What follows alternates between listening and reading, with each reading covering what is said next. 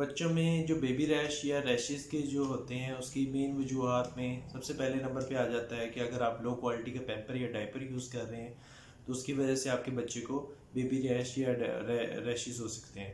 दूसरी वजह ये होती है कि आपका अगर जो है प्रॉपर टाइम पे अगर आप जो है पैम्पर या डायपर चेंज नहीं कर रहे तो उससे ये हो जाता है कि आपकी स्किन बहुत ज़्यादा वेट रहेगी, उससे भी रैशेस हो सकते हैं। तीसरी वजह ये होती है कि आपकी अगर जो पैम्पर या डायपर है बहुत ज़्यादा टाइट करके बांध रहे हैं तो उससे भी आपके बच्चे को रैशेस हो सकते हैं। तीसरी होती है चौथी वजह ये होती है कि अगर आप बहुत ज़्यादा जो है लंबे अरसे के लिए मतलब अगर उसको चेंज नहीं कर रहे पैम्पर को तो उससे ये हो जाता है फंगल इन्फेक्शन भी हो जाते हैं जिसकी वजह से आपके बच्चे को बेबी रैशेस हो सकते हैं। तो इसका प्रिवेंशन का तरीका ये है कि अगर आपके बच्चे ने प्रॉपर पखाना या वो किया है पेशाब किया हुआ है तो उसको प्रॉपर टाइम पे चेंज करें, उसको चेक करते रहें, उसको प्रॉपर टाइम पे उसको चेंज कर लें और उसको प्रॉपर वॉश करके फिर आपने ड्राई करना है, फिर उसके ऊपर पैम्पर लगाना है।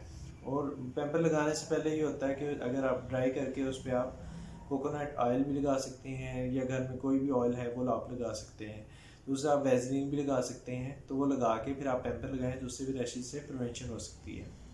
और दूसरी ज़्यादातर जो वजह देखी गई है उसमें होता है कि हाँ जो अच्छी क्वालिटी के आप डायपर या पैम्पर यूज़ करें और बहुत ज़्यादा टाइट ना पैम्पर को लगाएं। और ये चीज़ें अगर आप कर लेते हैं तो आपके बच्चा जो है रैशेज से बच सकता है। अगर इस वीडियो से मुताबिक कोई भी क्वेश्चन हो तो आप मुझसे कमेंट सेक्शन में पूछ सकते हैं। Thank you.